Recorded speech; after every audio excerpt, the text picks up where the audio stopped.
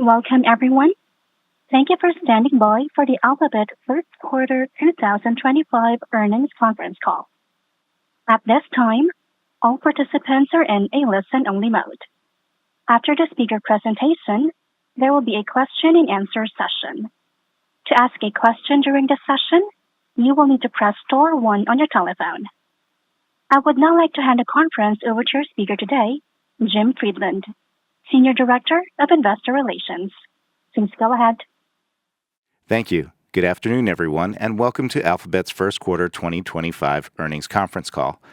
With us today are Sundar Pichai, Philipp Schindler, and Anat Ashkenazi. Now, I'll quickly cover the safe harbor. Some of the statements that we make today regarding our business, operations, and financial performance may be considered forward-looking. Such statements are based on current expectations and assumptions that are subject to a number of risks and uncertainties. Actual results could differ materially. Please refer to our Forms 10-K and 10-Q, including the risk factors. We undertake no obligation to update any forward-looking statement. During this call, we will present both GAAP and non-GAAP financial measures. A reconciliation of non-GAAP to GAAP measures is included in today's earnings press release, which is distributed and available to the public through our investor relations website located at abc.xyz/investor. Our comments will be on year-over-year comparisons unless we state otherwise. And now, I'll turn the call over to Sundar. Thanks, Jim. Good afternoon, everyone. We are pleased with our strong results this quarter. We continue to see healthy growth and momentum across the business, including AI powering new features. In Search, we saw continued double-digit revenue growth. AI Overviews is going very well with over 1.5 billion users per month, and we are excited by the early positive reaction to AI Mode. There's a lot more to come ahead. In subscriptions, we surpassed 270 million paid subscriptions with YouTube and Google One as key drivers. And cloud grew rapidly with significant demand for our solutions, and you saw our leadership in AI at Cloud Next across infrastructure, agents, and more. Our differentiated full-stack approach to AI continues to be central to our growth. This quarter was super exciting as we rolled out Gemini 2.5, our most intelligent AI model, which is achieving breakthroughs in performance, and it's widely recognized as the best model in the industry. That's an extraordinary foundation for our future innovation, and we are focused on bringing this to people and customers everywhere. Looking ahead to I/O, Brandcast, and Google Marketing Live, I can't wait for our teams to showcase the innovations they've been working on. Turning to our AI progress this quarter, which continues to enable significant growth opportunities. The elements of the AI stack I've previously mentioned are AI infrastructure, world-class research, including models and tooling, and our products and platforms. Starting with AI infrastructure, our long-term investments in our global network have positioned us well. Google's network is robust and resilient, supported by over 2 million miles of fiber and 33 subsea cables. Complementing this, we offer the industry's widest range of TPUs and GPUs and continue to invest in next-generation capabilities. Ironwood, our 7th-generation TPU and most powerful to date, is the first designed specifically for inference at scale. It delivers more than 10x improvement in compute power over a recent high-performance TPU, while being nearly twice as power efficient. A strong relationship with NVIDIA continues to be a key advantage for us and our customers. We were the first cloud provider to offer NVIDIA's groundbreaking B200 and GB200 Blackwell GPUs, and will be offering their next-generation Vera Rubin GPUs. Second, this infrastructure powers our world-class research, including our industry-leading models. We released Gemini 2.5 Pro last month, receiving extremely positive feedback from both developers and consumers. 2.5 Pro is state-of-the-art on a wide range of benchmarks and debuted at #1 on the chatbot arena by a significant margin. 2.5 Pro achieved big leaps in reasoning, coding, science, and math capabilities, opening up new possibilities for developers and customers. Active users in AI Studio and Gemini API have grown over 200% since the beginning of the year. And last week, we introduced 2.5 Flash, which enables developers to optimize quality and cost. Our latest image and video generation models, Imagen 3 and Veo 2, are rolling out broadly and are powering incredible creativity. Turning to open models, we launched Gemma 3 last month, delivering state-of-the-art performance for its size. Gemma models have been downloaded more than 140 million times.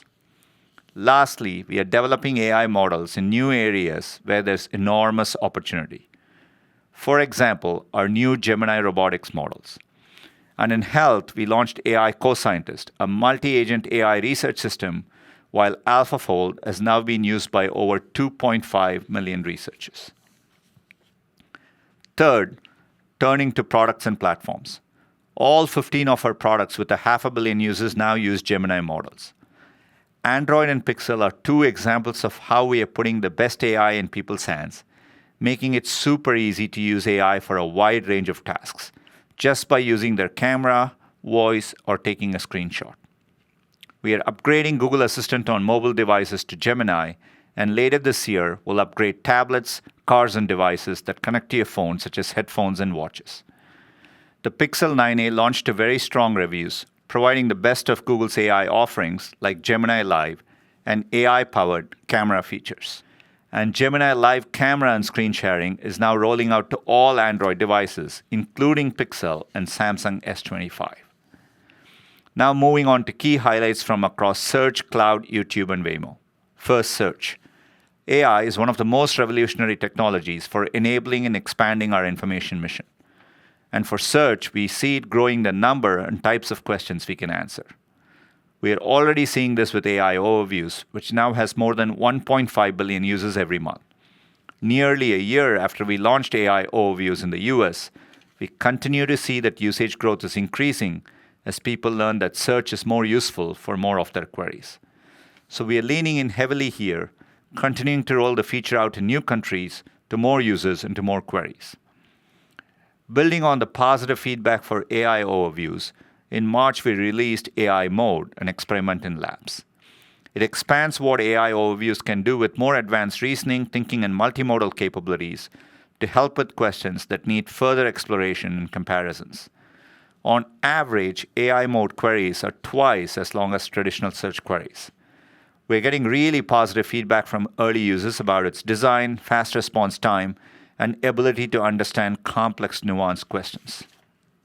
We also continue to see significant growth in multimodal queries. Circle to Search is now available on more than 250 million devices, with usage increasing nearly 40% this quarter. And monthly visual searches with Lens have increased by 5 billion since October. Moving on to Cloud. At Cloud Next, we announced major innovations, and over 500 companies shared the business results they are achieving by working with us. We provide leading cost, performance, and reliability for AI training and inference. This enables us to deliver the best value for AI leaders, like Anyscale and contextual AI, as well as global brands like Verizon. And for highly sensitive data and regulatory requirements, Google Distributed Cloud and our sovereign AI make Gemini available on premises or in country. Our Vertex AI platform makes over 200 foundation models available, helping customers like Lowe's integrate AI. We offer industry-leading models, including Gemini 2.5 Pro, 2.5 Flash, Imagen 3, Veo 2, Chirp, and Lyria, plus open source and third-party models like Llama 4 and Anthropic. We are the leading cloud solution for companies looking to the new era of AI agents, a big opportunity. Our Agent Development Kit is a new open source framework to simplify the process of building sophisticated AI agents and multi-agent systems. And Agent Designer is a low-code tool to build AI agents and automate tasks in over 100 enterprise applications and systems. We are putting AI agents in the hands of employees at major global companies like KPMG. With Google Agent Space, employees can find and synthesize information from within their organization, converse with AI agents, and take action with their enterprise applications. It combines enterprise search, conversational AI or chat, and access to Gemini and third-party agents. We also offer prepackaged agents across customer engagement, coding, creativity, and more that are helping to provide conversational customer experiences accelerate software development, and improve decision making. And of course, Google Workspace. It delivers more than 2 billion AI assists monthly, including summarizing Gmail and refining docs. Lastly, our cybersecurity products are helping organizations detect, investigate, and respond to cybersecurity threats. Our expertise, coupled with integrated Gemini AI advances, detects malware, prioritizes threats, and speeds up investigative workflows. This quarter, we were excited to announce our intent to acquire Wiz, a leading cloud security platform that protects all major clouds and code environments. Together, we can make it easier and faster for organizations of all types and sizes to protect themselves, end-to-end and across all major clouds. We think this will help spur more multi-cloud computing, something customers want. Next, YouTube. Yesterday marked a historic milestone, the 20th anniversary of the first video uploaded to YouTube. From that single 19-second upload, the platform has grown into a global phenomenon, fundamentally changing how billions of people create, share, and experience content. Through all this growth, subscriptions are now a big part of the business. We continue to diversify subscription options, recently expanding our Premium Lite pilot to the US, giving users a new way to enjoy most videos on YouTube ad-free. TV is the primary device for YouTube viewing in the US. According to Nielsen, YouTube has been number one in streaming watch time in the US for the last 2 years. And YouTube now has over 1 billion monthly active podcast users. YouTube Music and Premium reached over 125 million subscribers, including trials globally. And finally, Waymo is now safely serving over 250,000 paid passenger trips each week. That's up 5x from a year ago. This past quarter, Waymo opened up paid service in Silicon Valley. Through our partnership with Uber, we expanded in Austin and are preparing for our public launch in Atlanta later this summer. We recently announced Washington, D.C. as a future ride-hailing city, going live in 2026 alongside Miami. Waymo continues progressing on two important capabilities for riders: airport access and freeway driving. Thanks to all of our employees for their work this quarter. It was a great start to the year, and Q2 will be even more exciting. With that, Philip, over to you. Thanks, Sundar, and hello, everyone. I'll quickly cover performance for the quarter and then frame the rest of my remarks around the progress we're delivering across search, ads, YouTube, and partnerships. Google's services revenues were $77 billion for the quarter, up 10% year-on-year, driven by strong growth in search and YouTube, partially offset by a year-on-year decline in network revenues. To add some further color to the performance, the 10% increase in search and other revenues was led by financial services, primarily due to strength in insurance, followed by retail. YouTube saw a similar performance across verticals. Its 10% growth in advertising revenues was driven by direct response, followed by brand. So let's start with search, where we've seen robust growth in revenues. All around the world, over 2 billion people use search every day to find information, compare products, or shop. And there are more than 5 trillion searches on Google annually. We've continued our efforts to help more people ask entirely new questions, bringing more opportunities for businesses to connect with consumers. And as we've mentioned before, with the launch of AI overviews, the volume of commercial queries has increased. Q1 marked our largest expansion to date for AI overviews, both in terms of launching to new users and providing responses for more questions. The feature is now available in more than 15 languages across 140 countries. For AI overviews, overall, we continue to see monetization at approximately the same rate, which gives us a strong base on which we can innovate even more. Turning to visual queries. On the last earnings call, I mentioned the success we're seeing with Lens, where shoppers use their camera or images to quickly find information in ways they couldn't before. In Q1, the number of people shopping on Lens grew by over 10%, and the majority of Lens queries are incremental. Sundar mentioned the significant growth we're also seeing with Circle to Search, as multimodality continues to drive queries across search. Moving to ads. More businesses, big and small, are adopting AI-powered campaigns, and the deployment of AI across our ads business is driving results for our customers and for our business. Throughout 2024, we launched several features that leverage LLMs to enhance advertiser value, and we're seeing this work pay off. The combination of these launches now allows us to match ads to more relevant search queries, and this helps advertisers reach customers in searches where we would not previously have shown their ads. Focusing on our customers, we continue to solve advertisers' pain points and find opportunities to help them create, distribute, and measure more performant ads, infusing AI at every step of the marketing process. On audience insights, we released new asset audience recommendations, which tell businesses the themes that resonate most with their top audiences. On creatives, advertisers can now generate a broader variety of lifestyle imagery customized to their business to better engage their customers and use them across PMax, demand gen, display, and app campaigns. Additionally, in PMax, advertisers can automatically source images from their landing pages and crop them, increasing the variety of their assets. On media buying, advertisers continue to see how AI-powered campaigns help them find new customers. In demand gen, advertisers can more precisely manage ad placements across YouTube, Gmail, Discover, and Google Display Network globally, and understand which assets work best at a channel level. Thanks to dozens of AI-powered improvements launched in 2024, businesses using demand gen now see an average 26% year-on-year increase in conversions per dollar spent for goals like purchases and leads.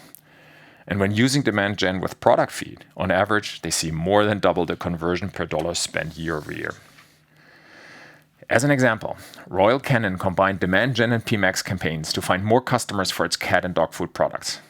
The integration resulted in a 2.7 times higher conversion rate, a 70% lower cost per acquisition for purchases, and increased the value per user by 8%. Turning to YouTube, where we saw strong growth in revenues across ads and subscriptions. This week, we're celebrating YouTube's 20th anniversary. We're proud of its leadership as a streaming destination where people come to watch everything they love, from live sports and creator-produced content to shorts and podcasts. Creators are what drives viewership, and on average, they upload 20 million videos a day to YouTube. Our biggest creators generate a level of fandom and viewer engagement around large cultural moments on YouTube that brands can't find anywhere else. During March Madness, brands aligned not only with clips and highlights from the game, but also with the creators who drive basketball culture, like Jesser and The Ringer's J. Kyle Mann. In Q1, the growth of our reservation-based ads business more than doubled year over year.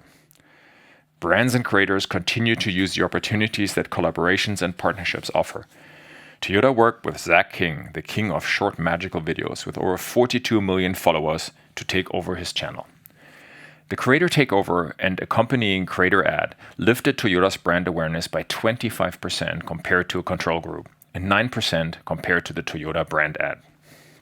Looking at shorts, engaged views grew by over 20% in the first quarter.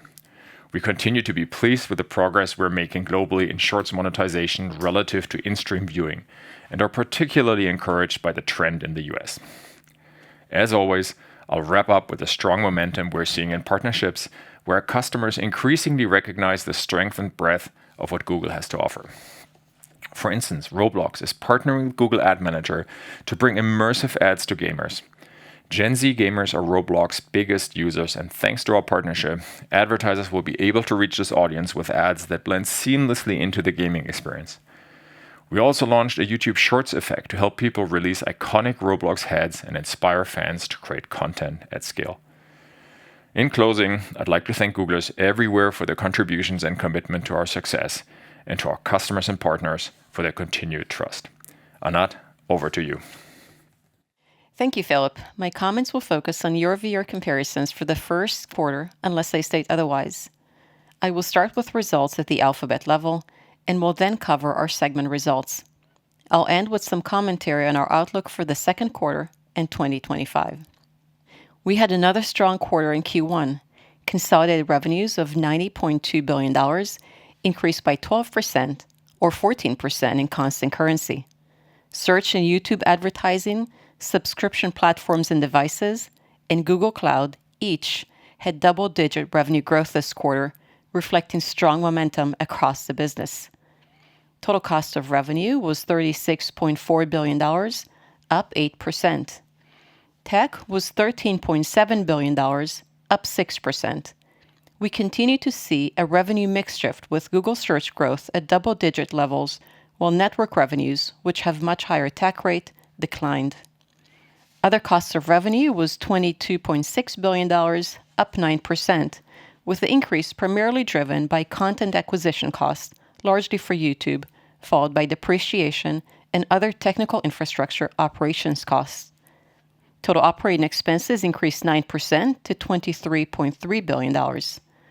R&D investments increased by 14%, primarily driven by increases in compensation and depreciation expenses. Sales and marketing expenses decreased 4%, primarily reflecting a decline in compensation expenses. G&A expenses increased by 17%, reflecting the impact of charges for legal and other matters. Operating income increased 20% this quarter to $31 billion, and operating margin increased to 33.9%, representing 2.3 points of margin expansion. Operating margin benefited from healthy revenue growth, a moderated pace of compensation growth, and a favorable mix shift towards lower tech advertising revenues, partially offset by a year-on-year increase in depreciation expenses of just over $1 billion. Other income and expenses was $11.2 billion, primarily due to unrealized gain on our non-marketable equity securities related to our investment in a private company, which we noted on our 10-K as a subsequent event. Net income increased 46% to $34.5 billion, and earnings per share increased 49% to $2.81. We delivered free cash flow of $19 billion in the first quarter and $74.9 billion for the trailing 12 months.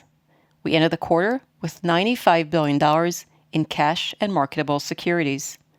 Turning to segment results, Google Services revenues increased 10% to $77.3 billion, reflecting strength in Google Search and YouTube advertising as subscription. Google Search and other advertising revenues increased by 10% to $50.7 billion. The robust performance of Search was once again broad-based across verticals, led by financial services due primarily to strength in insurance, followed by retail.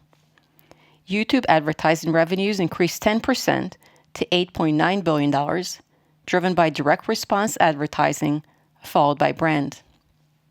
Network advertising of $7.3 billion were down 2%.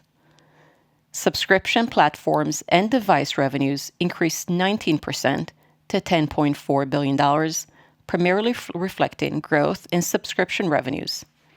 This growth was primarily driven by YouTube's subscription offerings, followed by Google One, with growth in the number of subscribers being the biggest driver of revenue growth. Google Services operating income increased 17% to $32.7 billion, and operating margin increased from 39.6% to 42.3%. Turning to the Google Cloud segment, which continued to deliver very strong results this quarter. Revenue increased by 28% to $12.3 billion in the first quarter, reflecting growth in GCP across core and AI products at a rate that was much higher than Cloud's overall revenue growth rate. Growth in Google Workspace was primarily driven by an increase in average revenue per seat. Google Cloud operating income increased to $2.2 billion, and operating margin increased from 9.4% to 17.8%. As we scale our fleet, we continue to focus on driving improvements in productivity, efficiency, and utilization to offset the growth in expenses, particularly from higher depreciation. As to our other bets, for the first quarter, revenues were $450 million, and operating loss was $1.2 billion. The year-on-year decline in revenue and increase in operating loss primarily reflect a milestone payment received in the first quarter of 2024 for one of our other bets. With respect to CapEx, our reported CapEx in the first quarter was $17.2 billion, primarily reflecting investment in our technical infrastructure, with the largest component being investment in servers, followed by data centers, to support the growth of our business across Google Services, Google Cloud, and Google DeepMind. In Q1, we returned value to shareholders in the form of $15.1 billion in share repurchases and $2.4 billion in dividend payments. As we announced today, our board of directors declared a 5% increase in our quarterly dividend and also approved a new $70 billion share repurchase authorization. Turning to our outlook, I would like to provide some commentary on several factors that will impact our business performance in the second quarter and the remainder of 2025. First, in terms of revenue, I'll highlight a couple of items that we mentioned last quarter that will have an impact on second quarter and 2025 revenue. First, in Google Services, advertising revenue in 2025 will be impacted by lapping the strength we experienced in the financial service vertical throughout 2024. Second, in cloud, we're in a tight demand-supply environment, and given that revenues are correlated with the timing of deployment of new capacity, we could see variability in cloud revenue growth rates depending on capacity deployment each quarter. We expect relatively higher capacity deployment towards the end of 2025.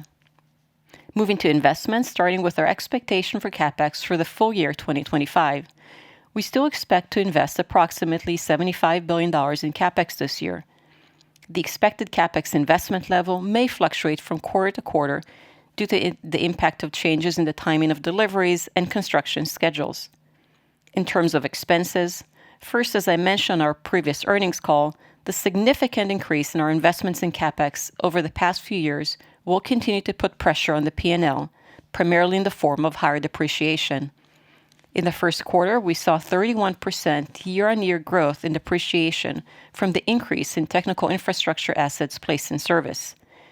Given the increase in CapEx investments over the past few years, we expect the growth rate in depreciation to accelerate throughout 2025. Second, as we've previously said, we expect some headcount growth in 2025 in key investment area. As we've disclosed previously, due to a shift in the timing of our annual employee stock-based compensation award beginning in 2023, our first quarter stock-based comp expenses is relatively lower compared to the remaining quarters of the year. In conclusion, as you heard from Sundar and Philip, we're pleased with the progress we're making across the organization, the results for the quarter, and the opportunities ahead. Our success as a company is grounded in our experience driving advancements in deep computer science that enables us to create innovative new products and services for users, businesses, and partners around the world. We have a strong track record of incubating and then building these offerings into new, profitable businesses for Alphabet. As we announced last quarter, YouTube and Cloud exited 2024 at a combined annual run rate of $110 billion. And as you heard from Sundar earlier, Waymo is continuing to progress in building on its impressive technological achievements to scale rapidly and develop a sustainable business model. Thank you. Sundar, Philip, and I will now take your questions. Thank you. As a reminder, to ask a question, you will need to press star one on your telephone. To prevent any background noise, we ask that you please mute your line once your question has been stated. And our first question comes from Brian Nowak from Morgan Stanley. Your line is now open. Great. Thanks for taking my questions. I have two. The first one on sort of the macro advertising backdrop. Maybe Anat, I know it's April 24th, and you call out some factors as you're kind of thinking about the second quarter. Any other factors you're seeing in advertising verticals or regions or categories that could be showing any signs of weakness quarter to date? So we should think through any other changes from typical seasonality in 2Q25 versus prior quarters. Then the second one, on Philip, I think I heard you mention how the volume of commercial queries has increased. Maybe can you just walk us through which of the products are driving that increase in commercial queries? And as you sort of think about the pipeline of search products, are there any others that you're particularly excited about to kind of continue to drive further commercial query growth throughout 25-26? Thanks. So let me take the first one as well. We saw broad-based strength across ad verticals in Q1, and we saw it give you a bit of vertical color here. Search was led again by finance, due primarily to ongoing strength in the insurance, retail, healthcare, and travel were actually also sizable contributors here to growth.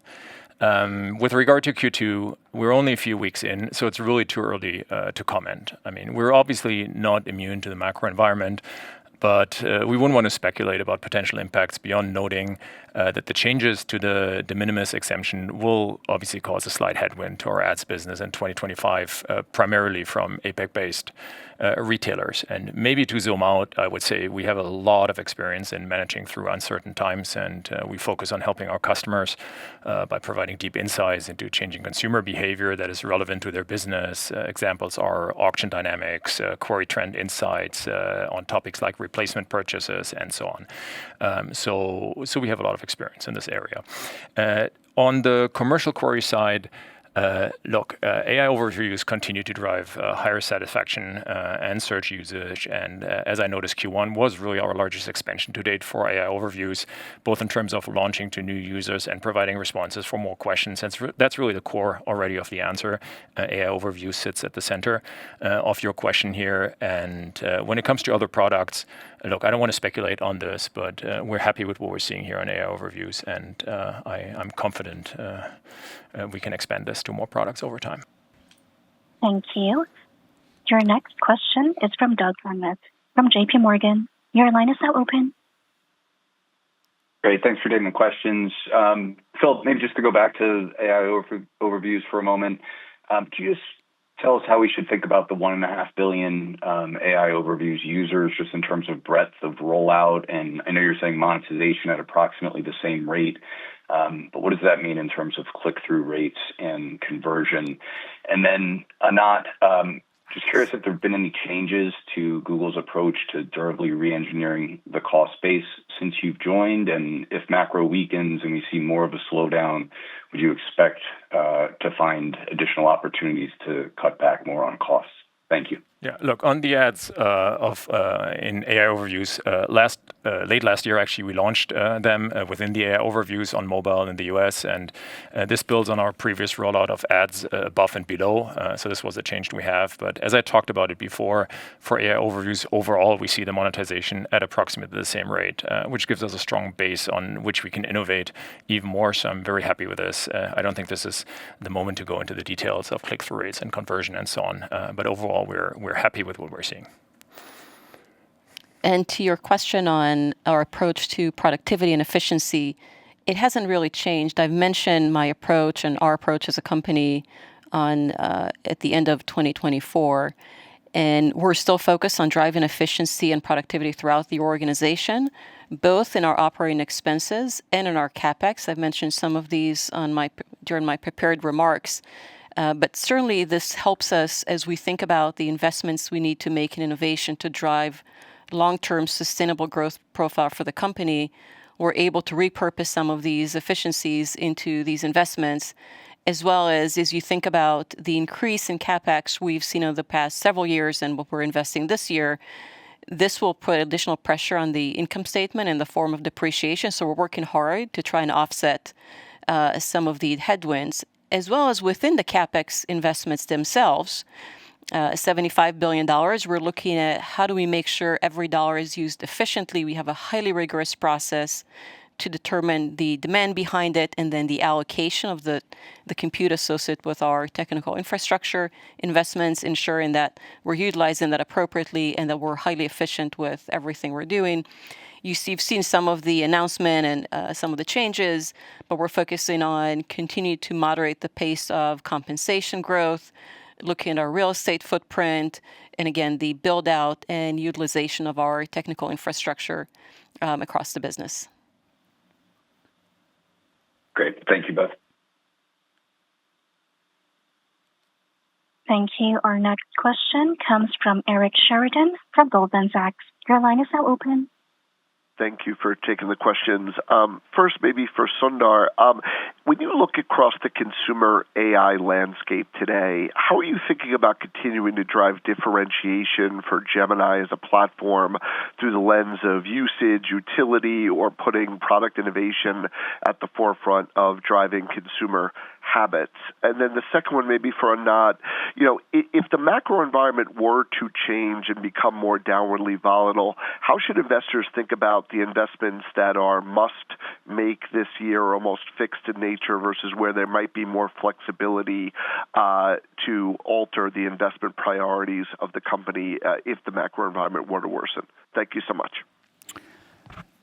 Thanks, Eric. Obviously, it's an exciting moment on the AI front. I think the foundation for everything is obviously the frontier model progress we are seeing, and particularly with 2.5 Pro and Flash, I think we're well positioned. We are seeing tremendous reception from developers, enterprises, and consumers too. And obviously, we are delivering consumer AI experiences across our product portfolio, including the primary way people experience it is obviously in search with AI overviews and very early days with AI mode, but that will be a consumer AI forward experience, and we are already seeing very positive feedback.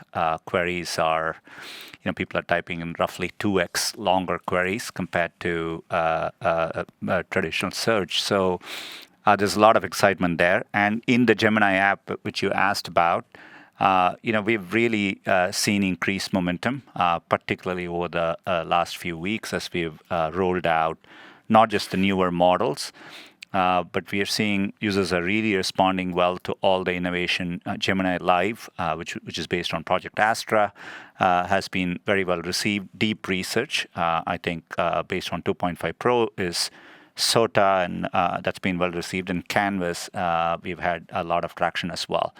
And so we are definitely investing more. We have recently organized ourselves better to capitalize on this momentum, and I'm excited about our roadmap there. And on the investments this year and overall, should there be any macroeconomics changes, as I said, we're still planning to invest approximately $75 billion in CapEx this year. We do see a tremendous opportunity ahead of us across the organization, whether it's to support Google Services, Google Cloud, and Google DeepMind. Recall I've stated on the Q4 call that we exited the year in cloud specifically with more customer demand than we had capacity. And that was the case this quarter as well. So we want to make sure we ramp up to support customer needs and customer demands. Having said that, we're investing in long term and we're investing in innovation. That's the essence of our business. And we want to do it in a responsible fashion. So you've seen us over the past couple years, and we're continuing to do this, and you're seeing this in our results, drive efficiency and productivity throughout the business. And we've announced things such as consolidation of teams, which helps not just with cost, but with velocity and speed. We're able to get things to market faster. So that's one of the areas we're focused on. You heard from Sundar the last couple of calls on just the rapid pace of innovation we're bringing to the marketplace.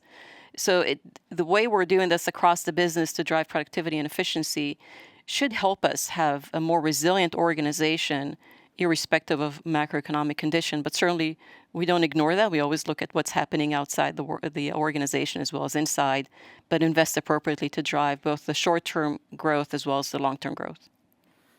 Thank you. Thank you. Our next question comes from Ross Sandler from Barclays. Your line is now open. Great, thanks. One for Sundar, one for Philip.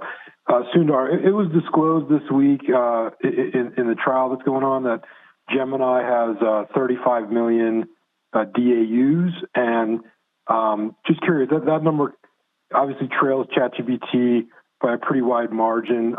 Could you just talk about the strategy to get that DAU figure much higher that you guys are deploying?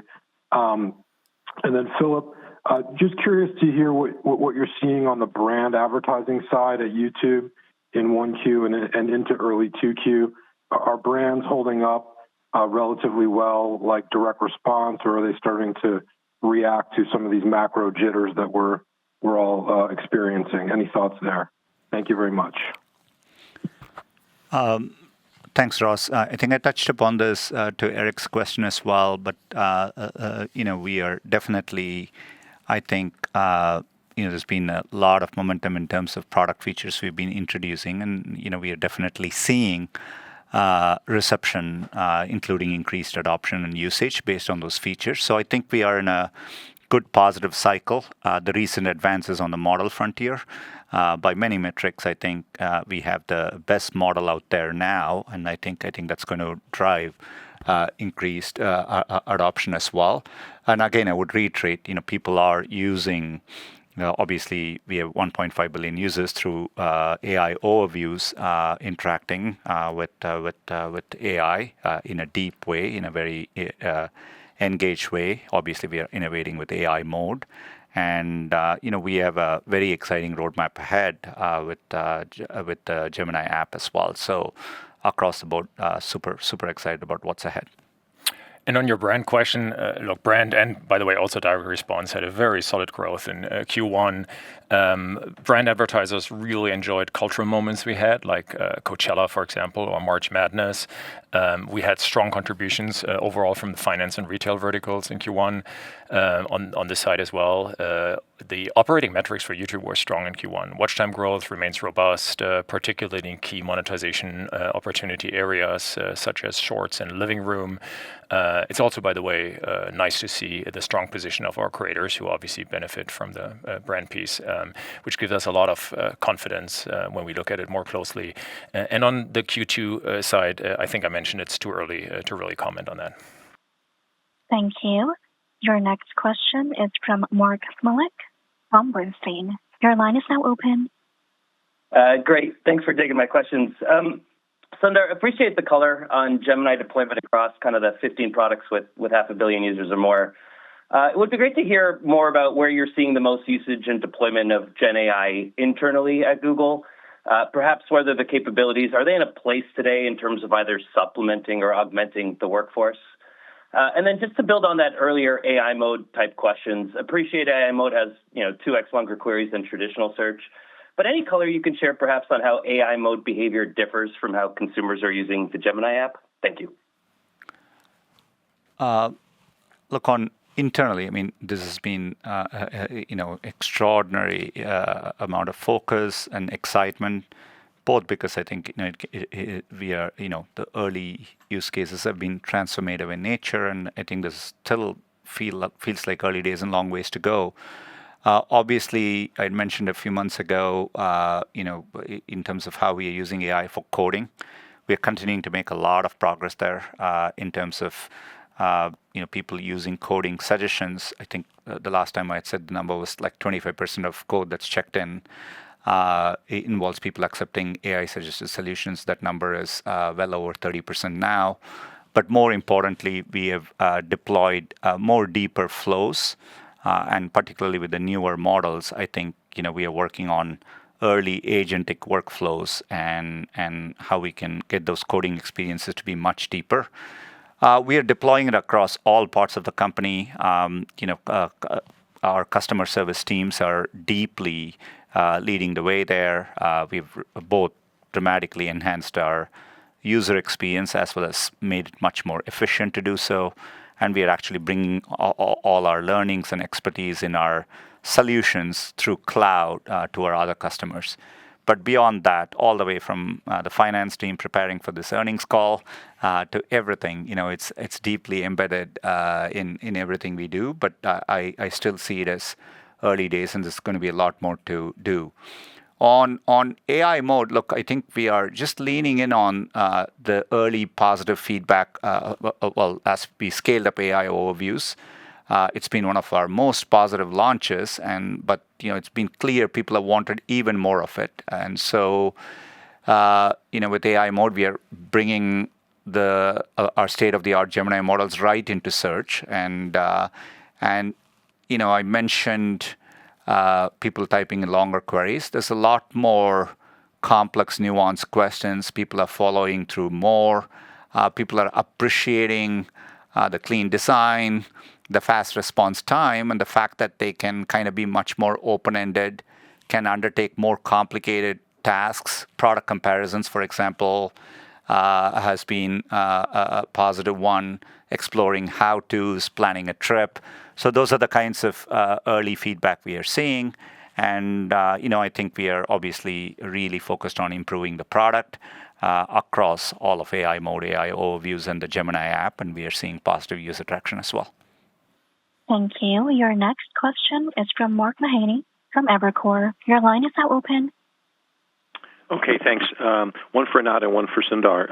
Anat, Getting back to a question I think that Doug was asking earlier, you just put up record high or multi-year record high margins for both Google Services and for Google Cloud. You talked though about depreciation expenses accelerating rapidly throughout the year because of all the investments you've already you warn people about.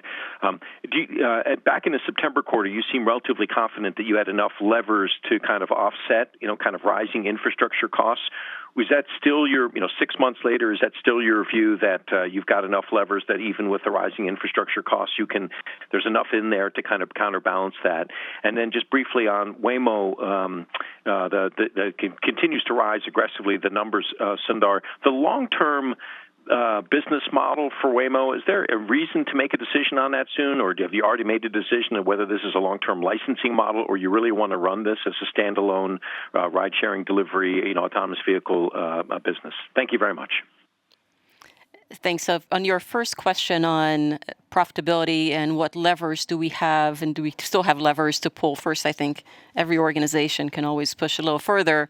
I don't view productivity goals or efficiency as an episodic kind of project-based effort, but rather a continuous effort that when you get to a certain place, you push a little further.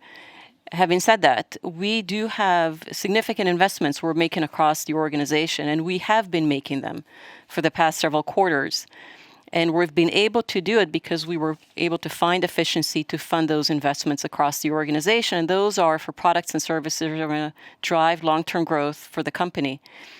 So while we're trying to offset as much of the headwind associated with the increase in infrastructure costs, it will become more difficult. As I said, the depreciation will accelerate. We had about a 31% year-over-year growth in depreciation this quarter, and it will be higher as we go throughout the year. So think about that kind of as a headwind that we have to manage against. But we're continuing with pushing across the organization, leveraging, Sundar mentioned the use of AI and kind of an AI-first Google across several of our functions to help us manage a larger scope of work using our AI agents and AI tools. As Sundar mentioned, we did leverage it in preparation for the earnings call, and we're leveraging across several functions. So there are opportunities, but there are also great opportunities for investment, and we want to make sure that we make room to make these investments to drive long-term growth and ensure we have a very resilient long-term growth profile for the company. And Mark, thanks. I think this is probably the first question I've got on an earnings call on Waymo, so thank you, and I think it's a sign of its progress. Look, the thing that excites me is I think we've been laser focused and will continue to be on building the world's best driver, and I think doing that well, really gives you a variety of optionality in business models across geographies, etc. It'll also require a successful ecosystem of partners, and we can't possibly do it all ourselves. And so I'm excited about the progress the teams have made through a variety of partnerships.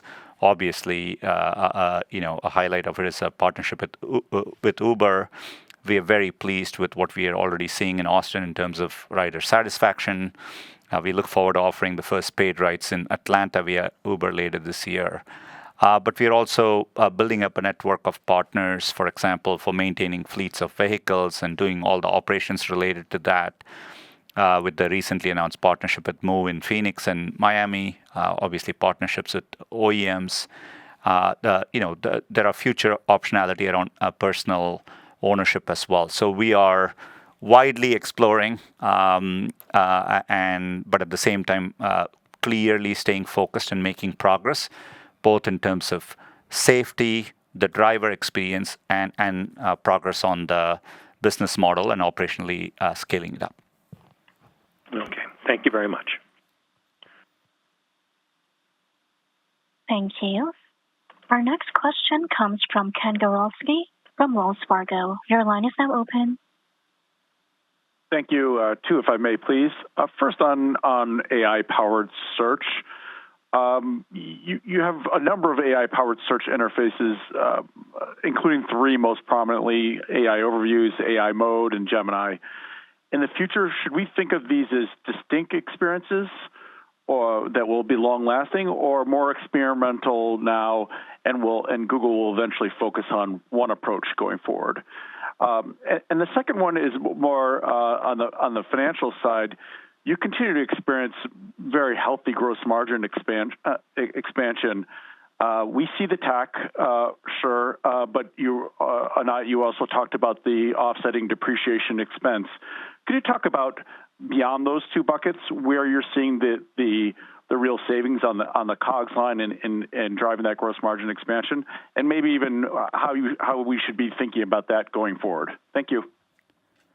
Okay, now maybe on AI-powered search and how do we see our consumer experiences. Look, I do think search and Gemini obviously will be two distinct efforts, right? I think there are obviously some areas of overlap, but they're also, expose very, very different use cases. And so, for example, in Gemini, we see people iteratively coding and going much deeper on a coding workflow as an example.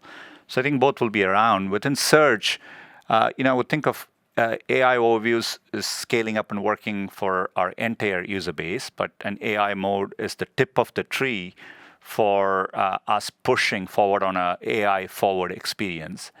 There will be things which we discover there which will make sense in the context of AI overviews. So I think will flow through to our user base. But you almost want to think of what are the most advanced 1 million people using search for, the most advanced 10 million people, and then how do 1.5 billion people use search for. And we want to innovate, and so I think this allows us to do that. But the true north through all of this is user feedback, user satisfaction, user experience, and so that will determine where this all works out in the future. And to your question on gross margin, a couple of trends to highlight there. And I've mentioned this in the prepared remarks. You've seen improvement in tech that's really driven by the change in revenue mix with a continued search growth, and then network revenue declines. Network revenue has a much higher tech rate. So that mix is helping us from a gross margin perspective. So think about that as well. Now, we do have depreciation for technical infrastructure hits in primarily in two places in the income statement. One is in other costs of sales, and the rest is in R&D. So it is in that line item that's impacting costs of sales. Now, we've had some efficiencies there, and I did mention the improvement in our overall cost of or headcount growth and compensation, kind of moderating those growth. So that helps us as well more than offset the depreciation increases in Q1. But as I mentioned, this number will be higher in the coming quarters. Recall, we said approximately $75 billion in CapEx, which is up from 55 or just over 50 billion last year. So there's expected to be quite a significant increase in depreciation. Thank you. And our last question comes from Ron Josey from Citi. Your line is now open. Great. Thanks for taking the question. Philip, I wanted to touch a little bit more on your comments around direct response in YouTube. I think it's been improving and been a driver over the past couple of quarters. I'd love to hear more just about what's driving that. Is that the demand gen and integration with PMax, or are users perhaps more involved on direct response now that Shorts usage is rising? Would love your thoughts there. Thank you. Yeah, I think there's a lot of different factors. Mostly we continue to help our customers really using our AI-powered tools. You mentioned a few of them to drive performance. That's a very big one. As I mentioned before, we're also happy with the progress we're seeing on Shorts and closing to the monetization gap here to the overall business, which is actually really nice to see, especially in the US. So we're very happy with that. Yeah.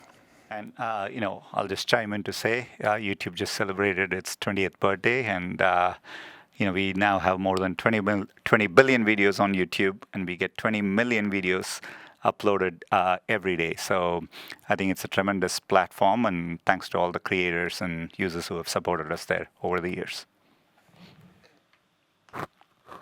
Great. Thank you. Thank you. And that concludes our question and answer session for today. I would like to turn the conference back over to Jim Freeland for any further remarks. Thanks everyone for joining us today. We look forward to speaking with you again on our second quarter 2025 call. Thank you and have a good evening. Thank you, everyone. This concludes today's conference call. Thank you for participating. You may now disconnect.